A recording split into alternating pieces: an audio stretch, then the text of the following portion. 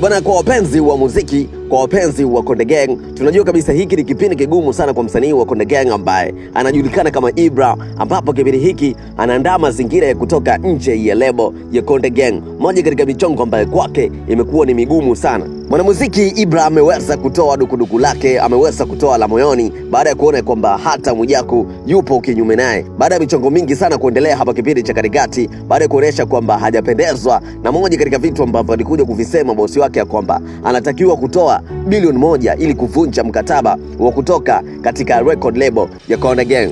Sasa mimi nataka nikupange ile michongo ambayo amekuja kufunguka Ibra, ambayo itakuacha mdomo wazi. Yaani utashangaa sana baada ya kuonekana kwamba kuna vitu vingi ambavyo vimeweza kujificha nyuma ya ukaribu wa Ibra pamoja na lebo ya Konde Gang.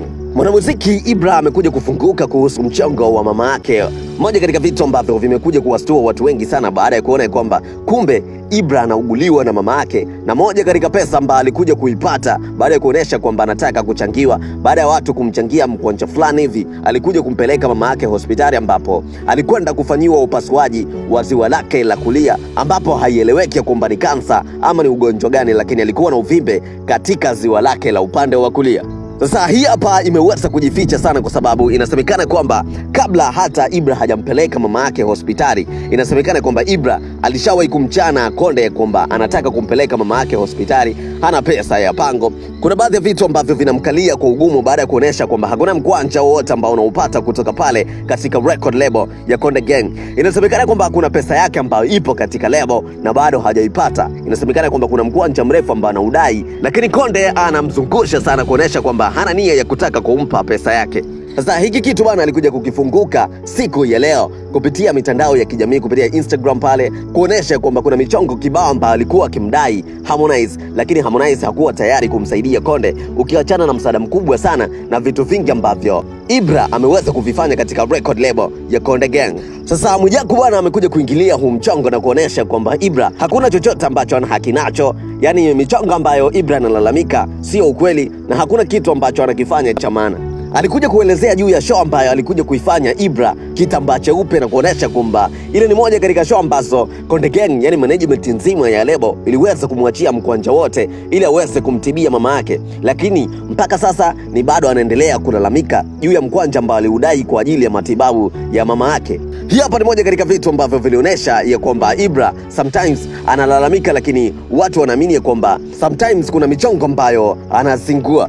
Lakini pia Mwijaku alikuja kuhusisha huu mchongo na mchongo wa Mwambino, yani Diamond Platnumz, kipindi ambacho Harmonize anataka kutoka katika record label ya WCB.